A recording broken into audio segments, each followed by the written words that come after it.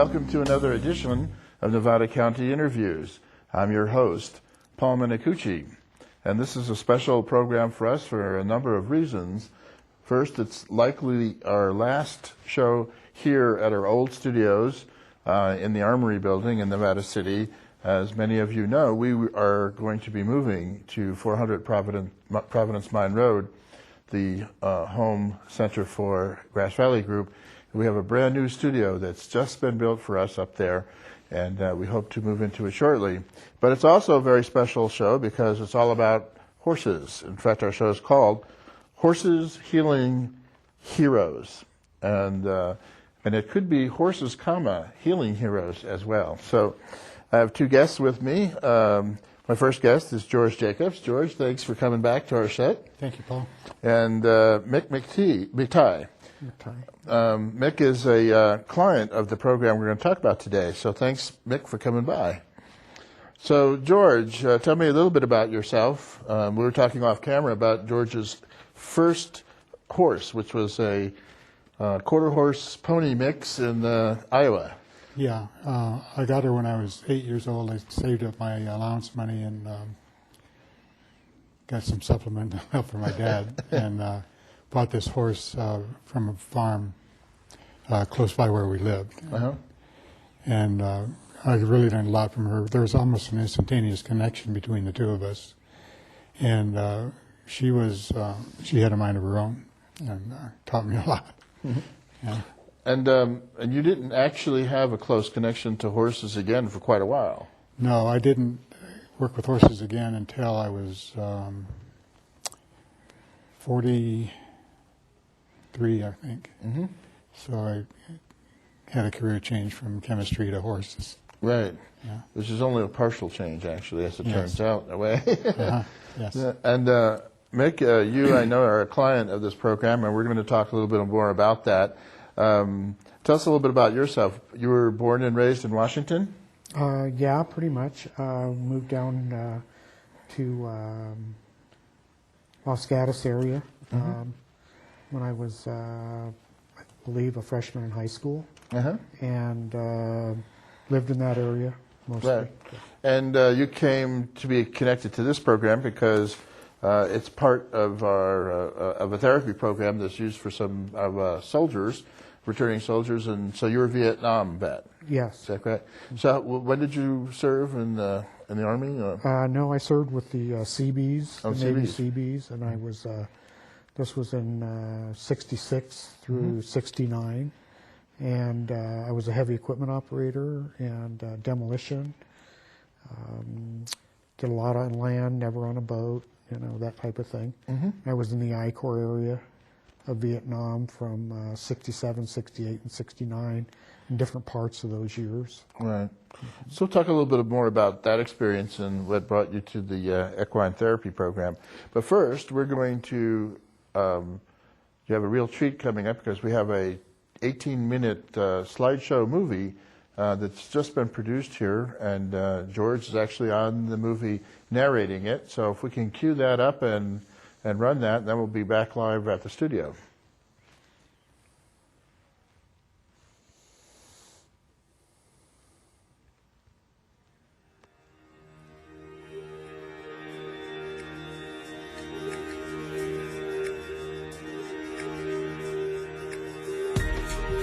Horses have preceded man and will likely sustain after his passing. They live in harmony with nature, understanding the relationship. Their gift is their ability to be present. With love and grace, they write a poem with each breath they take. All my fear has disappeared. I see in a new way.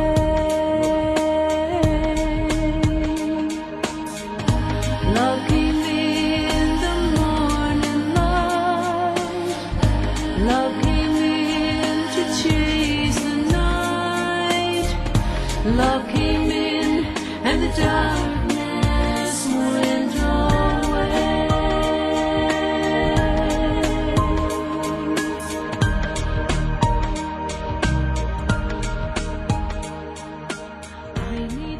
With the arrival of man, horses provided flesh to sustain him. Fortunately, man forged a greater alliance from which humanity has greatly benefited. Horses chose to be of service. Hold my hand in a new way. Love came in. Horses chose to walk a journey alongside man, imparting their qualities of truth, strength, integrity, and acceptance. Love came in and the darkness went away.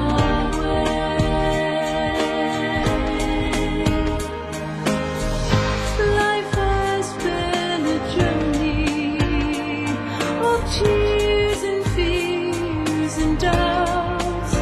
I'm always holding on to something I just can't figure out. I'm always holding on to something I Horses have carried us on their backs. figure They have plowed our fields, pulled our wagons, even laid down their lives in wars not of their making. They have received meager acknowledgement for their unfathomable service of love, One has come yet they do not judge nor hold enmity. away. It's a new day. All my fear has disappeared. I see in a new way. Love came in the morning light. Love came in to chase the night. Love came in and the darkness went away.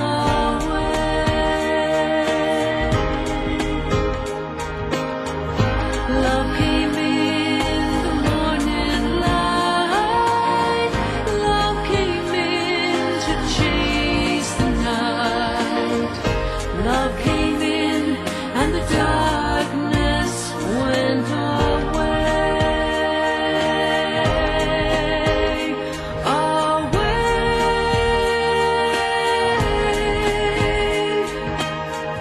Love came in. Love came in. Love came in.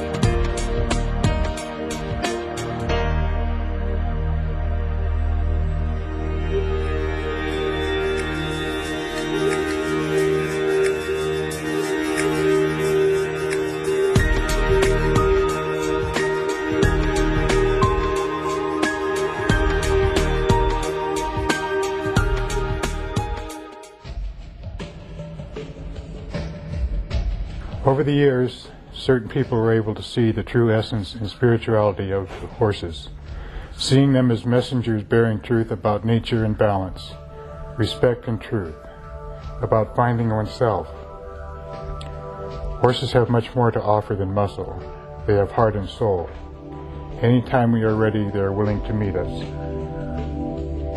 Spirit, I call you.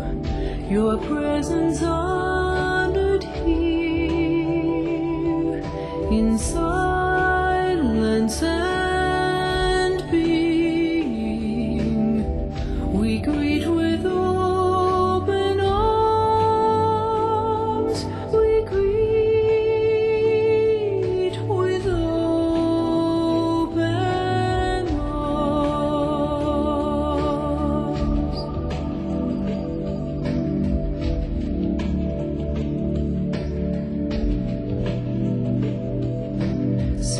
Spirit, I feel you. Your presence enters in silence. Today, many horses have found a place of service closer to their calling. They are healers. By their sheer presence, they are able to bring people into balance, into the present. Through their incredible energy and sensitivity, they have the ability to restore a person to balance. Through their nonverbal communication, they can enable a person to speak from their heart, speaking only the truth.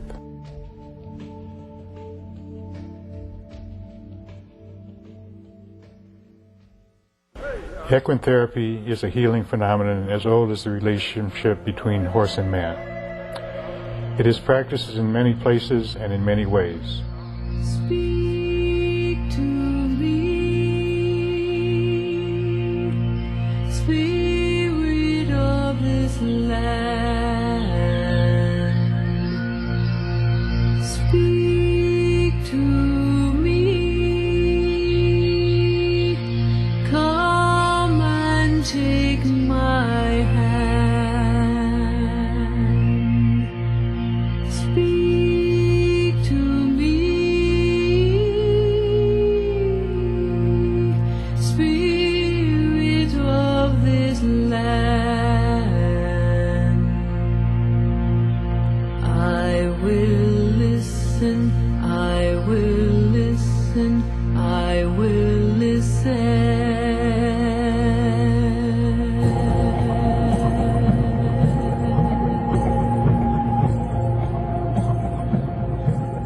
At Horses Healing Heroes, it is practiced in a very pure form, allowing the wisdom and sensitivity of the horse to work in tandem with the participant's healing.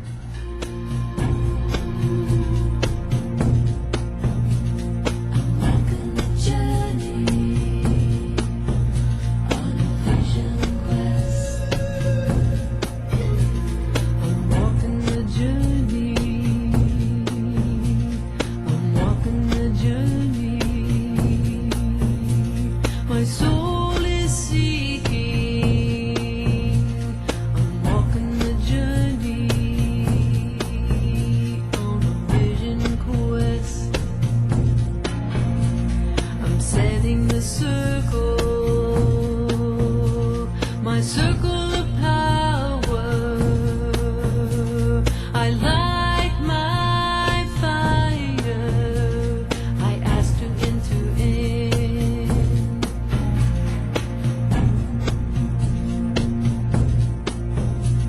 I enter the portal between two worlds, into darkness, blackness. Horses have their own personalities, specialties, and unique awareness of what is needed by each participant or group. Feels like dying.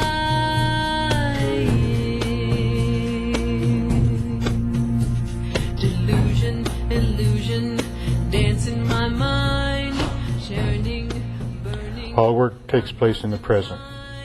All healing takes place in the present, just as all harm or any other event takes place in the present. Feels like dying.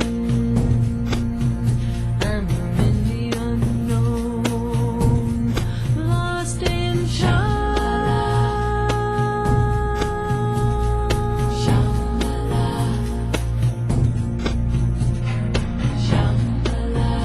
oh Shambhala. I call my bride. We know from experience the present is a window of opportunity for change, for realignment, for connection with nature and so ourselves. My brother. Shambhala, Shambhala, oh Shambhala. I cry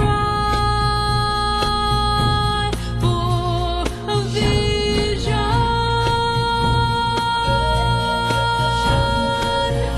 Oh Shambhala.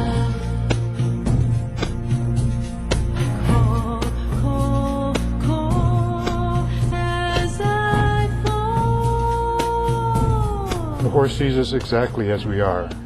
They make no judgments, have no expectations, and have patience while we learn. Theirs is a life of service to each other and to man. The amazing gift of being with horses brings us back to our natural cycles and rhythms. This becomes their gift of service.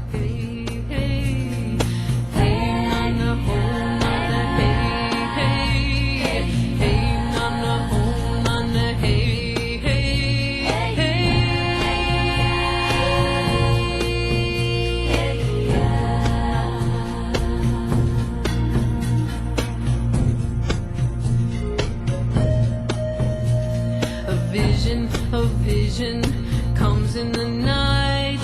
Angels and demons put up a fight. Dreams and visions, dreams and visions bring the gift of sight. Shambhala. Grandmother, grandfather, ancestors come. In therapy, people think they should be doing something. They want something fixed. Equine therapy provides experiences of relationship with horses. We are being something to restore it. We are being present. The clarity and insight provided by the energy of horses is immeasurable because it transcends conventional measurement parameters.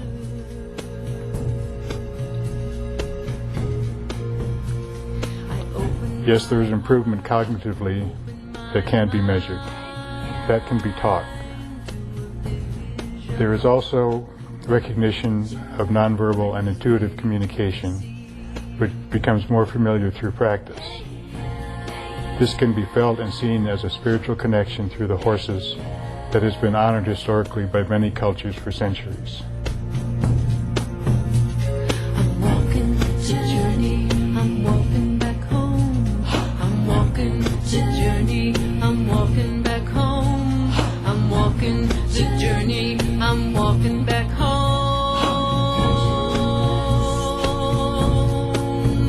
I found my way.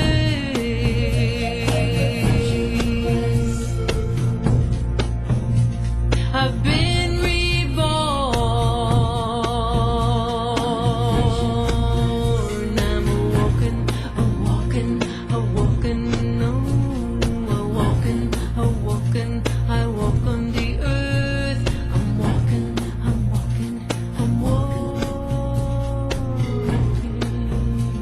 the journey. Been on a vision quest. I'm walking with gratitude. I'm walking.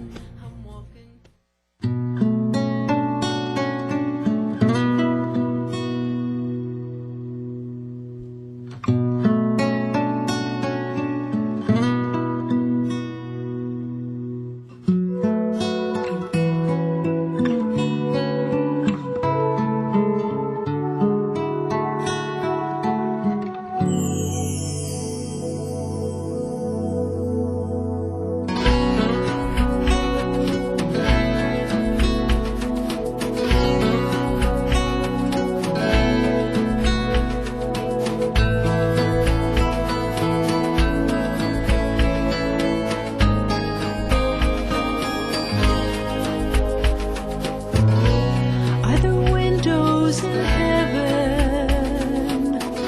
Can you see through the clouds? The leaves are turning red. The geese are calling loud. Are there memories in heaven? Are there feelings or just bliss? Can you hear me call your name? Can the wind bring you a kiss?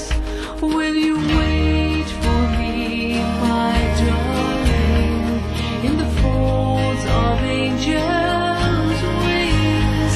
Can you send my soul a signal through stones and earthly things? Will you wait for me?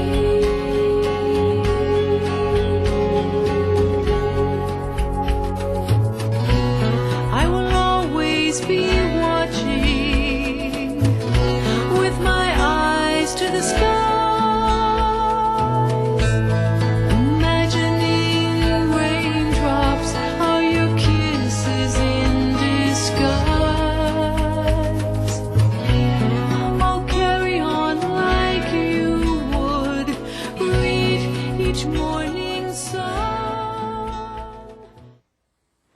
Well, quite a journey, visual and otherwise. So let's talk a little bit about how and why this therapy works. So the basic theory is that people who have become unaligned, or people who have lost balance in some part of their life, can get balance restored or become more aligned with natural forces and energies using the horse as that communication, almost like an intermediary. Is that one way to put it? Or? Yeah, that's one way to put it. What happens is that a relationship is built between a horse and a person, and that relationship is based on being present, 100% present. And horses have the ability to capture you and hold you in the present. So past experiences and future worries aren't happening at that point, and it allows a person to have a break, and have a break from fear, and have a break from things that are concerning them, things that are actually causing their dysfunction or their dissonance are not there at that present time. And it gives the body a chance to come back into its natural alignment that has been kind of pushed out by events of their life. Trauma or whatever. Yeah. So, and so the horse, now you mentioned in the film that horses don't judge people, they don't carry grudges, they don't know the past or not concerned about the future. It's all in the present, and that's the grounding experience that all this is built upon. Right. So it's a trust, and then what happens? The person starts trusting in that relationship in both directions, right? I mean, they become much more aware of their ability to actually be in this relationship with the horse than they might be otherwise. Yeah. What happens is that the horse sees the congruency of a person. They see what the person truly is, and a person may not always see that or think that about themselves. Right. And the horse reinforces the truth of a person. So being with them reinforces your true balance or your true center. And they do that as part of their own balancing that they do in their own lives all the time. And they're in balance with nature and all of its cycles. And the person that they're dealing with, is, if they're a little bit out, their cycles tend to kind of blend with the horse's cycles and become congruent as the relationship becomes as one. And so the person is brought back in, and the horse is now balanced again, so that it's a win-win. How does the horse... So the horses don't necessarily...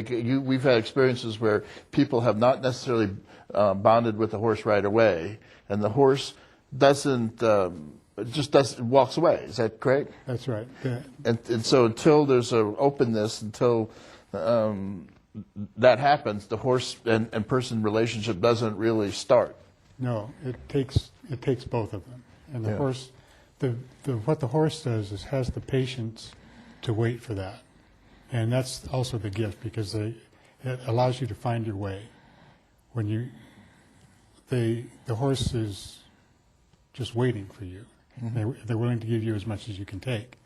So they'll just stand there, and if you want them to do something, say you want them to come to you or something like that, there's a signal for that they understand that they do between each other. And if you hit on it, they're going to come. So they reinforce it right away. Right. And it kind of just happens. And so that's that might be the initial part of the relationship building, that the communication is there. And they are responsible for a lot of that intuitively, but that the realization of that doesn't come right away, but it comes in time. And then from that, the person's confidence starts to build. Well, something worked. Right. I had success. And so every time there's success, it's immediately recognized. And if success doesn't come, they're not judged for that. They're just waited for, and with the sense that it will come, and the horse has got as much time as it takes for you For that to happen. for that to happen.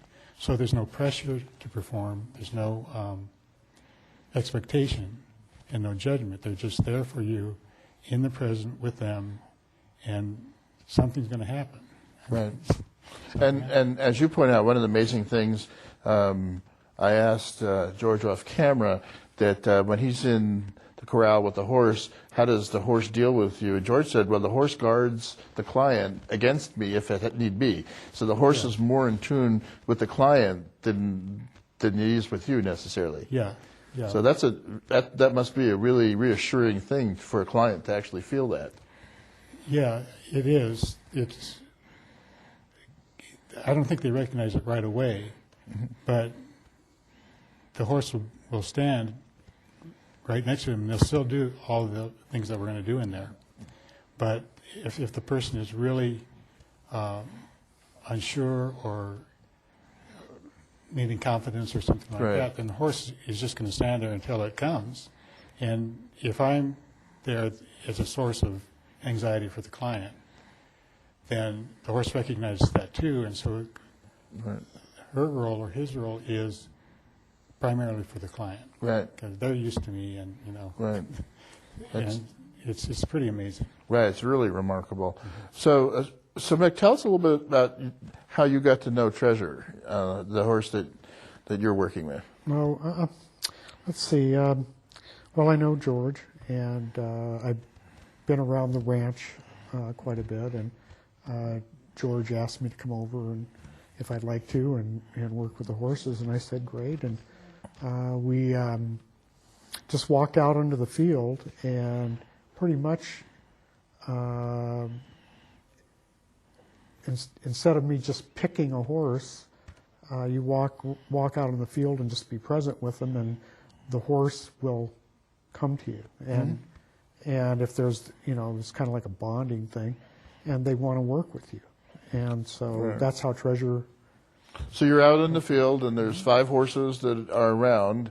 Was Treasure the first one to come feel you out? No, Okay. there were a couple, and in fact, one was really rambunctious and wanted to do it, but I kind of started focusing on Treasure more, and so we just So there's kind a of. combination of a push-pull there. There's Right. the horse is interested, you're interested, and that bond takes Right. place. And Pretty if they're amazing. not interested, they'll walk away. I mean, they'll just go. And so that was how we were introduced.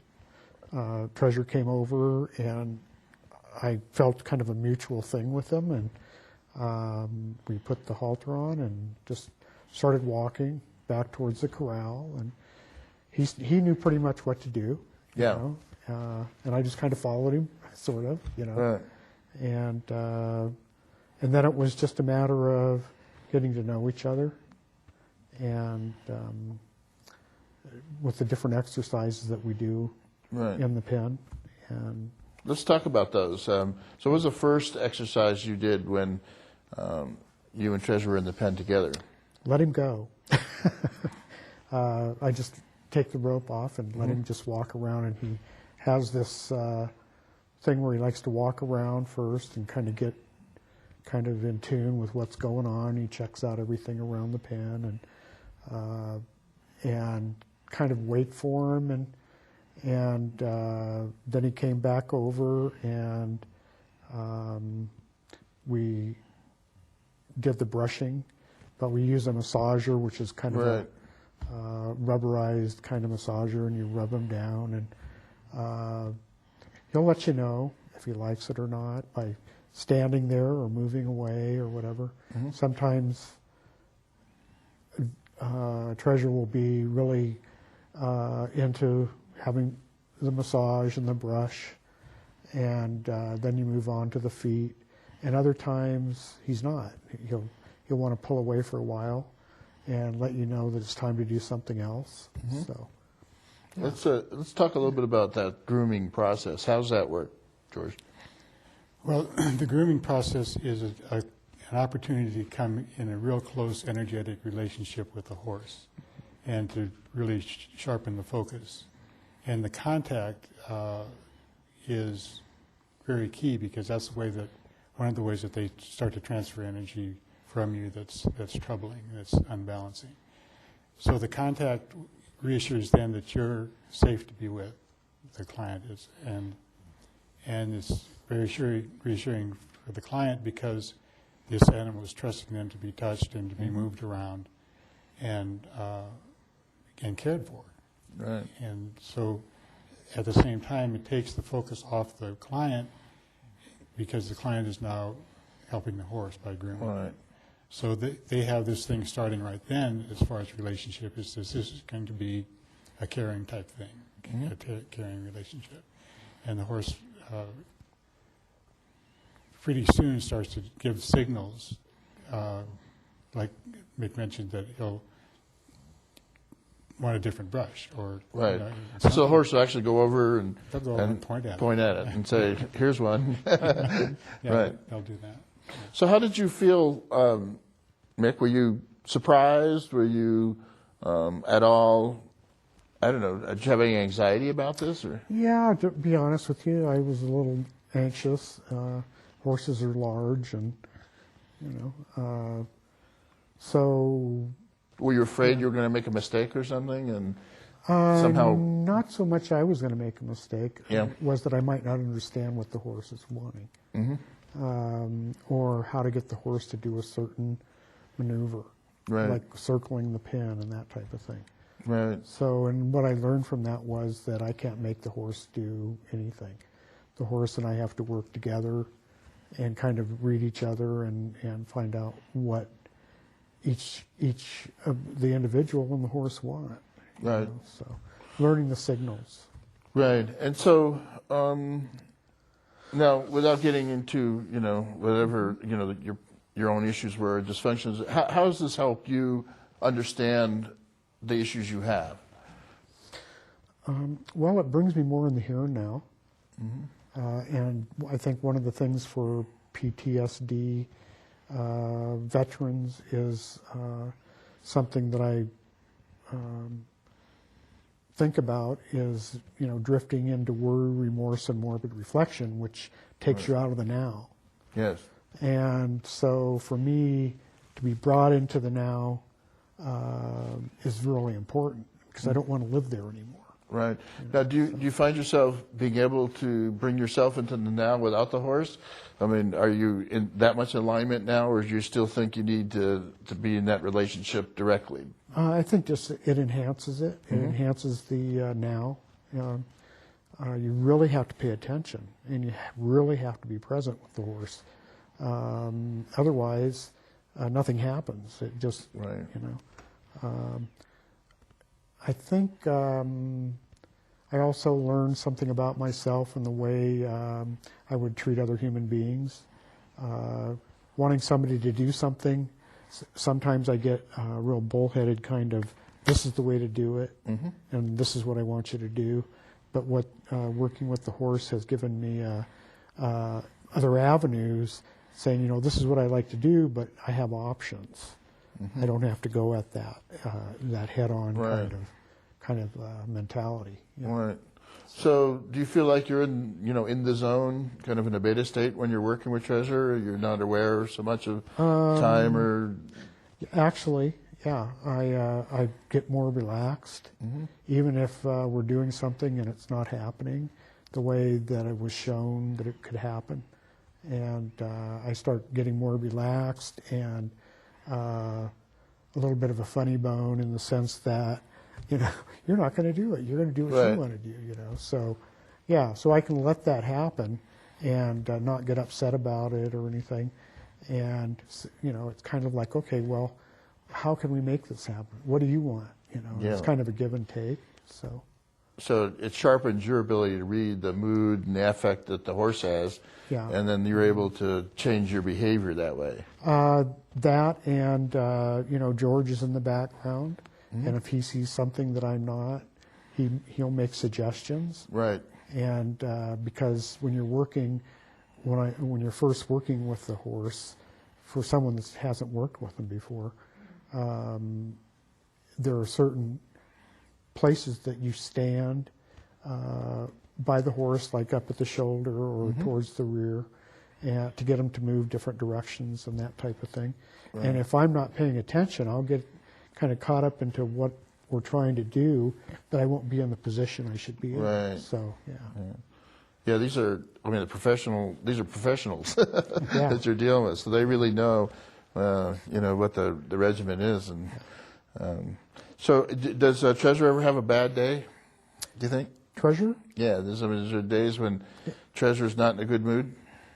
I wouldn't say a good mood. I think sometimes he wants to do different things. He wants, he'll let you know when he's done, because he'll go over by the gate. He'll also, he gets distracted if there's something moving around outside the pen, like the cows or a dog walking on the trail or whatever, people walking, different sounds. He just tunes right into it.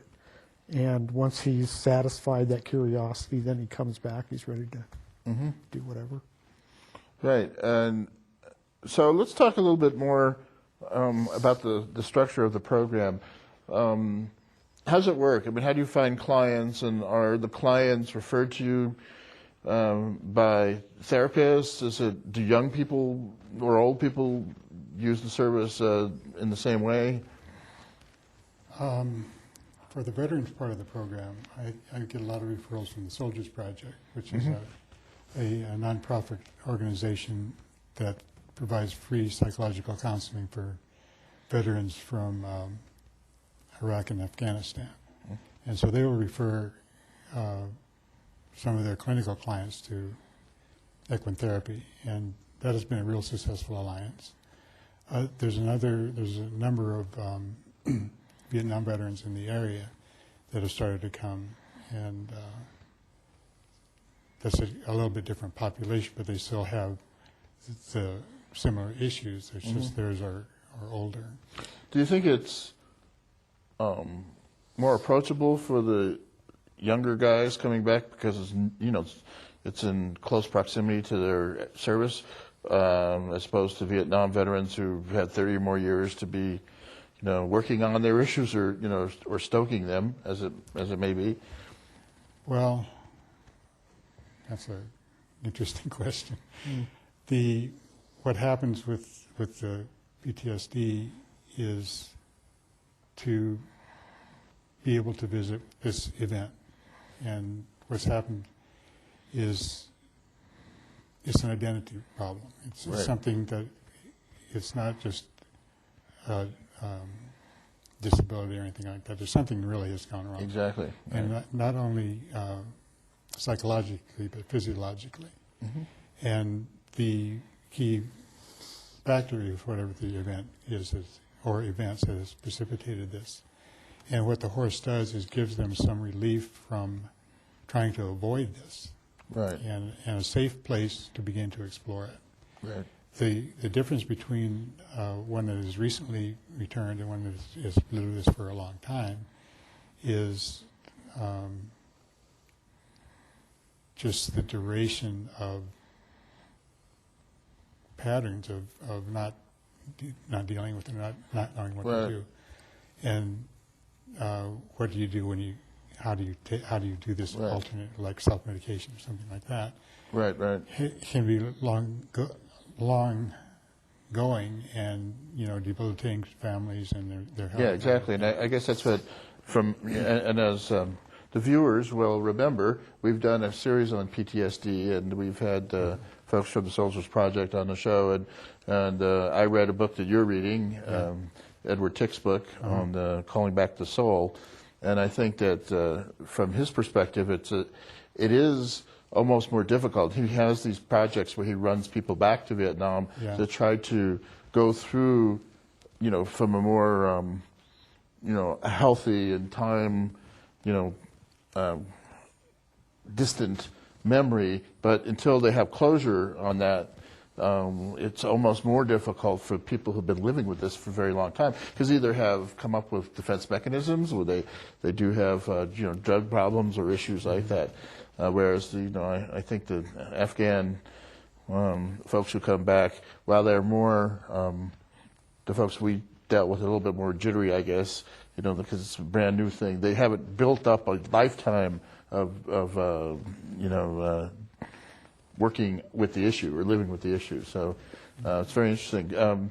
We're talking about a book that where Dr. Tick talks about how people who have been through some traumatic combat could lose contact with their soul, literally, and are aware of that, and look for spiritual ways of developing a reconnection with the soul. And Tick says this is much more important than any other treating any of the psychological issues.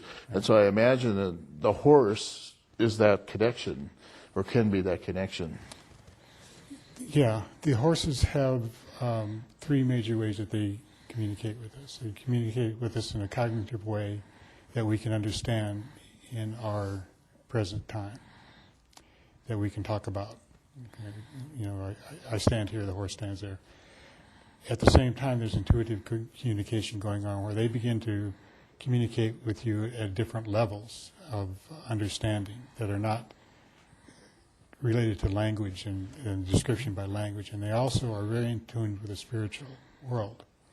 And there's a very direct connection with them and the spiritual world, that they can connect with you and bring you to the place where your soul needs to go. I think the soul moves away from that because it's not safe to be here. Exactly. That's what Dr. Tick would say, yeah. And the horse provides the safety haven, right. For you to build that safety, and you have a place for it to come to. Right. And that's the present healing. I think that's the whole healing of the whole experience with the horse and being with them, is to begin to feel yourself again and be able to have a place for your soul to live. Right. Now, one thing we should mention, Gail Woodman, our producer, pointed out when we were going through the slides that you're embracing, was that Treasure or Rose? It was Rose. Rose. Yeah. And that when you embrace her, well, you tell me what's going on. There's an alignment there between your heartbeat and Rose's heartbeat, right? Yeah. The sensation is that I am falling into her. Really? And it's like my whole essence just falls into her body, and she cradles me and just holds me. Yeah. And I don't know how long I stay there, but she doesn't try to get away or anything. She receives it. Mm-hmm. And it's so comforting. It just brings tears to your eyes, and such peace that it's indescribable. Yeah, and I think that for combat veterans, probably have never had that experience, at least since they went into combat, and it hasn't been open to them, Right. And to be able to share such a powerful experience seems to me to be the real basis of an incredible relationship. Mm-hmm. Do you think you know Treasure better than you know most human beings, Mick? I would say so. It's easier. Yeah. It gets easier every time that we get together and stuff. Right.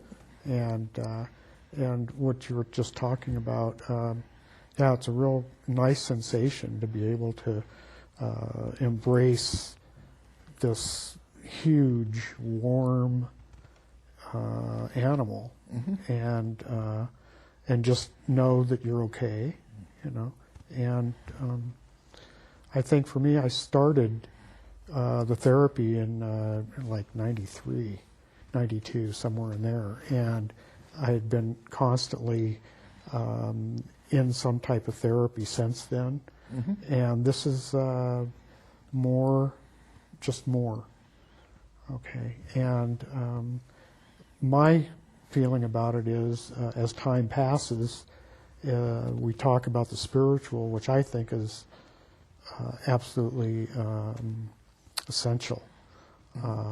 And also along with that, growing spiritually, I have a sense of going back to my innocence. And that's a huge thing, I think, for veterans. Right. Dr. Tick says it's the first step until you can be in touch or feel that you had a period of innocence, and then it's a question of getting back there. Then the soul's safe to reconnect, and then you really are united, at least, and your soul's back in your body, and those issues cease to be important to you. They seem to distance. Yeah, they grow, they fade away, is what he talks about. So, how come do you think the program isn't bigger than it is?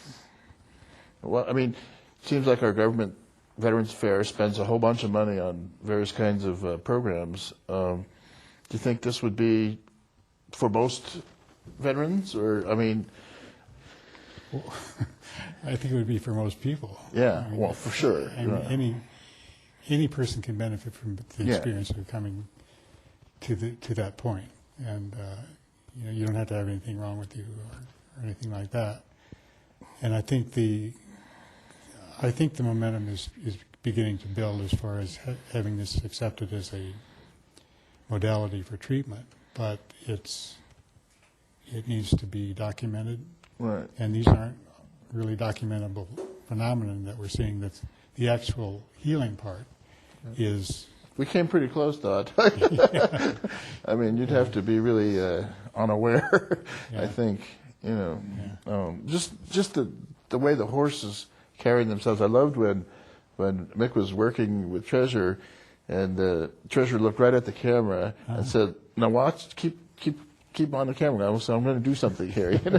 And I thought, how wonderful. I mean, the relationship is clear that you have with the horse is fantastic. And there's just this bond. It's almost tangible. Mm-hmm. So and that's kind of why, of course, we want to put on the program and see how we can distribute our program and tape so that people become more aware of it. Yeah, I think that's a really wonderful opportunity. And I appreciate it. I mean, I just don't, understand how we get so caught up in, medical models and, critical care, and we'll spend hundreds of thousands of dollars to keep somebody comatose alive who may or may not ever recover, and, don't look at some obvious things for people in, psychological distress. Right. So anything we can do, and, so how do you feel about that? You recommend this program to folks? I would, yes, definitely. It's a type of thing where you get outside. George is great to work with, very calm. There is no downside, right? I mean, there aren't, unless you get stepped on. But I haven't even come close, And George really knows what he's doing with the animals too, so I'd recommend it. Yeah. It's a nice feeling.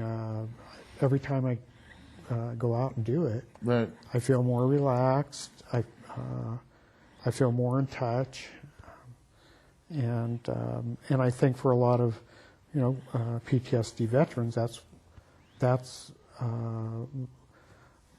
two of the most important things to change is that sense of anxiety all the time and wanting to relax, but you can't. Right. You don't have to do it with drugs. You don't have to do it with alcohol. You can do it from the experience. Right. Right. So, do you think you'll continue with the program? Might you buy a horse some point? I don't know that I would buy one at this point, but I really enjoy going out and doing this. Yeah. How many people could you handle at one time, you think, George? You have, what, 5 horses now? 6 horses. 6 horses. How many horses and people could you handle? Well, by myself, probably 20 a week. Mm-hmm. If there were more people to work with them, then you could do more. The horses can't do a lot every day because they are processing a lot more than we are. Yeah, exactly. But so they're good for 3 hours max. Mm-hmm. So kind of a math problem. Right, it's a math problem. So what could a viewer at home do to support this program? Is there somewhere to write to, or I mean, would you like them to Well, give they you could- letters of support, or They could contact my email or our mailing address, which was up there, and I could give them more information because I have some, brochures and information about the program and things like that. That could a person, for example, how much would it cost if I wanted to sponsor Treasure or Rose for a year? I mean, just to oh, well, that's something you might think about. Or? yeah. There's a lot of ways that people can help, and it doesn't have to be a major thing. Sponsorships is one way. You could sponsor part of the horse care for a year, or part of the horse care for a month, or whatever. You could volunteer, which is a wonderful thing to do. It's not a lot of time. Maybe you want to do an hour a week or something like that, and then you get the opportunity to come out and be with the horses, and that's good. And then we can always use the help for. Are there any training programs? Is there any psychological, getting a degree that has this kind of? I mean, art therapy's finally found its way toward being accepted in that way. Yeah, there are a number of certifying bodies that have programs for equine therapy, and some are mostly ground-based, which is mostly what we do. Some are mostly mounted, and some are a combination of the two. Some are very structured, and some are kind of open. And Right. The thing they have in common is they get people with horses. Right. And the more the horse is allowed to be a horse, the more effective he is. Oh. So I've seen programs with children with autism. I've seen with people with disabilities who need to learn more about confidence in the physical world. And young kids. I've seen some transformations. I told George off camera I visited a program down in Southern California where we were working with CYA kids, and it was just remarkable. These kids who are, so ill at ease with each other and gang-oriented. They get out with the horse and all that goes away, Oh, yeah, it's amazing. So it's always amazing to me that we can't quite do more than we do. Yeah. The spectrum of people that can be reached by this is from very young to very old. I've recently had some very exciting stuff happen with Alzheimer's patients, which is just really incredible. And actually, I'm going to show this film to a Parkinson's group in about a month. So there's some of these conditions can't be cured, but the quality of life can be improved. Right. And to be able to bring a person to a present time for a period of time is truly a gift for them. Yeah, it is. And I think with Alzheimer's, I worked in some of those programs in the arts, and that's exactly what happens. When you work with folks who are writing poetry, let's say, what you do is you stop them before they finish their poem, and the class is over, and then they come back the next day. And unbelievably, to people who are involved in this, they remembered the here and now because they were so there writing the poetry that they actually carried that over. And these are folks, in some cases, advanced Alzheimer's, who can't remember anything, and that they can remember something in the present time by using past experiences, And so I think you're right. Anything that can bring folks into the moment and get them aware of being in the moment is going to improve their condition. Yeah, it's really remarkable. Yeah, yeah. And so, so you'll be doing this for some time to come, huh? Hopefully. I was thinking driving over here, and I said, this is the kind of job you never retire from. Yeah. It's just every day. And I was thinking about one of the first people I ever worked with, and he never retired. His arthritis was so bad that he could not walk, so he continued to work on horseback. And his horse would come up to his porch, pick him up in the morning, he'd get on, and he'd go out, and he would do his clinics and things. And horse would take him back for lunch and get off, but he did never retire from that. Right. And because it is so fulfilling to be in that experience. Right. Yeah, I think you're right. So about a minute left. We're talking about horses, healing heroes, talking with George Jacobs and Mick McTighe about the equine therapy program, Highland Springs Equine Therapy Program in connection with the Soldier's Heart. I'm Paul Minicucci, your host here at Nevada County Interviews. And as I said, this is probably it's a little sad moment for us because this may be our last show in this particular building. We will be moving soon to Grass Valley Group's headquarters up the hill and the tech center. So thank you, George. Thank you, Mick. I really appreciate you coming aboard and sharing your stories. Say hello to the horses. I didn't get to see them. Yeah, I will. Until next time, this is Paul Minicucci saying bye-bye.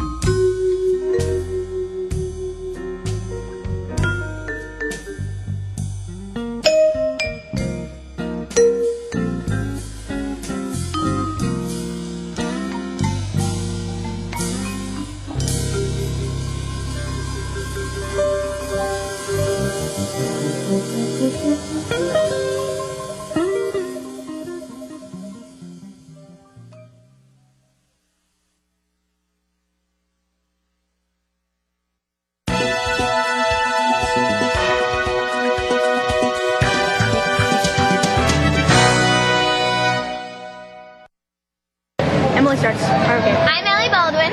I'm Ella Baggett. And I'm Emily Lewis.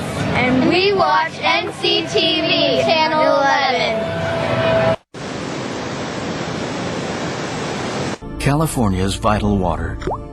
The reality is that drought and climate change have already left us with a glass that is half empty.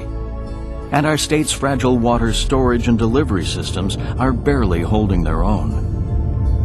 Anything that upsets this precarious balance will carry serious consequences. For the people of California,